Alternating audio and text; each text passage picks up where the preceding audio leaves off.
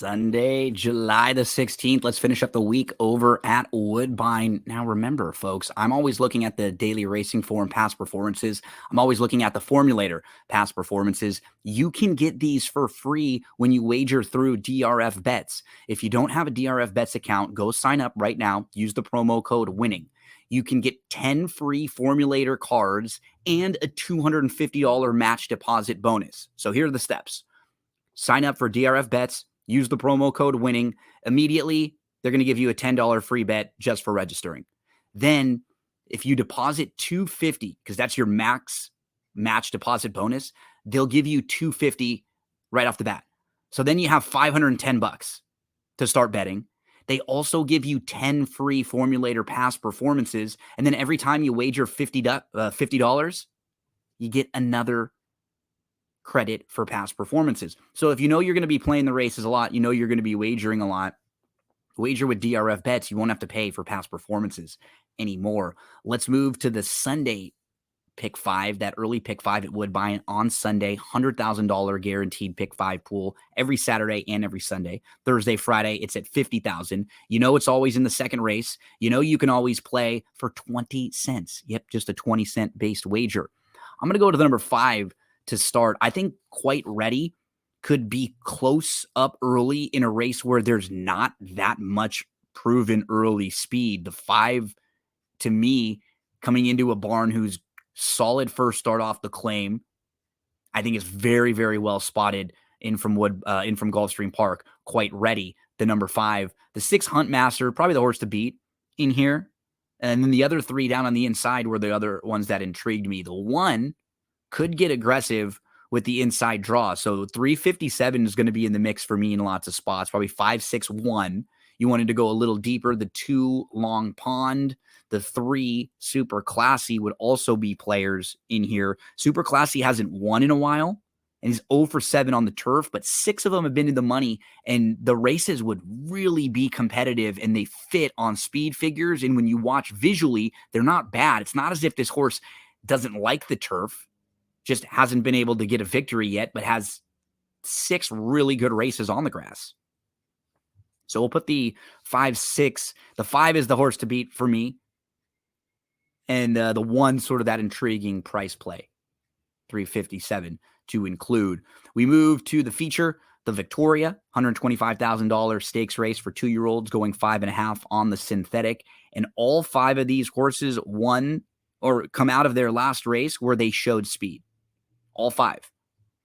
I'm going to lean to the 5 Pipit. She's drawn to the outside. And while the blinkers come on, she was a horse who pushed through from the inside in her debut. I think it was more that they tried to get her to the lead because she was on the rail. Now, if you watch the Saturday video, you know that I like Crafty Oaks a little bit. So as I'm recording this early, if I like Crafty Oaks on Saturday in a stakes race, or Saturday, I think Pipit is a major player in here. So it doesn't bother me that Pipit is a filly facing the boys, because early on, sometimes the fillies are a little bit more mature and even more precocious. From speed figures, too, you can see she stacks up really well. The key is, can she sit? And because of her post position, can she, just maybe be off of the pace a little bit? I think so. So I put her on top. The 1, Mattingly, very fast. It was a good effort at Gulfstream Park. These stakes plays, that debut was in a good race against horses who were trying to get qualified for Royal Ascot. And then the 2, Yacht Boy, was very impressive in that second start. Actually, thought Triple Trey was really impressive debut winner on June the 4th. I went 5, 1, 2, and 4 were the ones that intrigued me the most. The 4 coming in from Presque Isle is kind of a wild card. We have 2 Presque Isle horses. I prefer the 4 a little bit. Visually, I thought was a little more impressive. We'll lean to the 5, the outside draw. Let's move to race number 4, middle part of the pick 5 sequence. I'm going to go to the 7, Walter Me Lad. The 7 and the 8 are probably the 2 real horses to beat in here. Walter My Lad, lightly raced. You have some upside, just the 3 career races and hasn't done anything wrong. One More Brew looks pretty similar too. He has the one poor performance, which was in a stakes race. Those two are both horses I had a tough time leaving out. The one that I think is sort of a fun price is the 3 Moon Quest. Maybe he just he wanted to be a sprinter. Look at his 2 races going the shortest he's been. He wins and he's a good third. And he's had some physical issues along the way, but this horse was bred to be a nice one. And maybe he just didn't want to go along. I'm going to throw Moon Quest in at a price in a few different spots. And Justin's Way also wouldn't shock. I went 7-8-3-6 here in race number 4. We continue along to race number 5 at Woodbine. Let's look at the number 5, Summer Commander. So I'm checking boxes when I'm looking at first-time starters. One thing I want to look at, how was their dam? Well, this one's dam was very good. Dancing All-Star won the first 2 starts of her career. She won a race right here at Woodbine, going 5 on the synthetic as a 2-year-old, like early in her career. You can see she's just sharp and fast, ends up winning 9 times. She ends up a graded stakes winner, and she earns over $500,000. So when I'm looking for pedigree, she is a dam that checks so many boxes because she's fast, she's precocious, she's classy. She's also won over the same exact track at the same place. Lots of positives for Dancing All-Star. You go to the siblings, you can see this is a full brother to Summer Sunday, who was an 11-time winner, who was a multiple graded stakes winner, who won the first 3 starts of their career. So again, a direct sibling now shows precocity, shows class, shows the affinity for this exact same track, this exact same area, for the same barn. You have Simon, who trained Summer Sunday. Another one, Trini Brunette, was a stakes winner. So the dam was really good. The siblings, both really good. Another one, All-Star Dancer, was a multiple winner.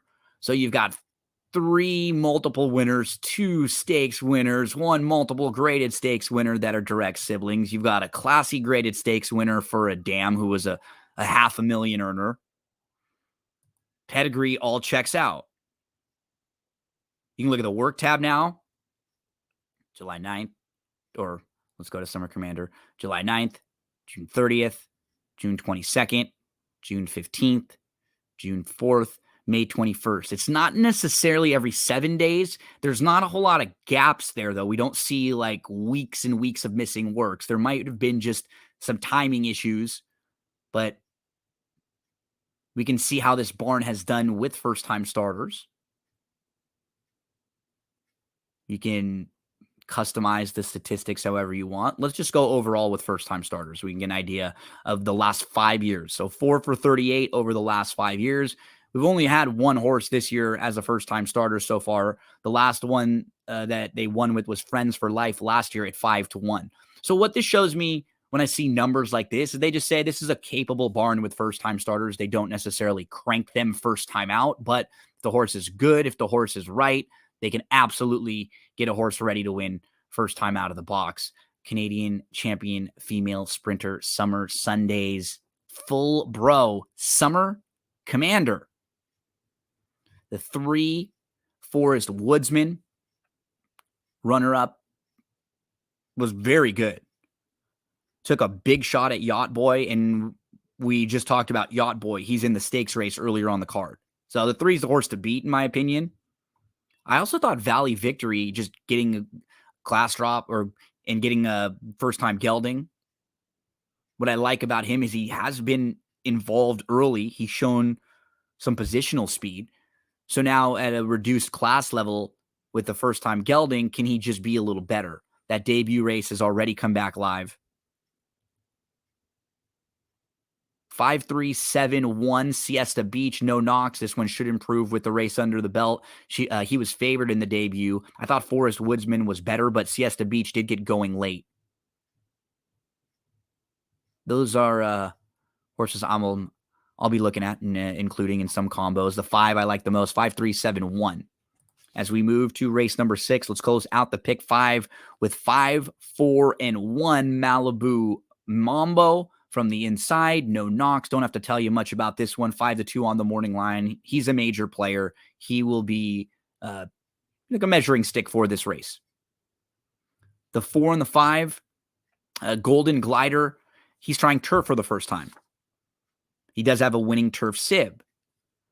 There just doesn't look like there's that much speed in here. I think Hadassah has an opportunity to steal this race and to get Brave up front. Last time they went way faster than the type of fractions he would set in here, and he was right there pushing it in sub 23 fractions to the first quarter mile. They should not have to go anything close to that fast in this spot. I like the 5 on top. I'm going 5, 4, 1 to close out the Sunday pick 5 at Woodbine, Sunday, July the 16th. 4 days on the racing week right now, every Thursday, Friday, Saturday, and Sunday. I'm going to talk about the Woodbine pick 5, 50,000 guaranteed pools on Thursday and Friday, 100,000 guaranteed on Saturday and Sunday. And you can always play for a 20-cent based wager.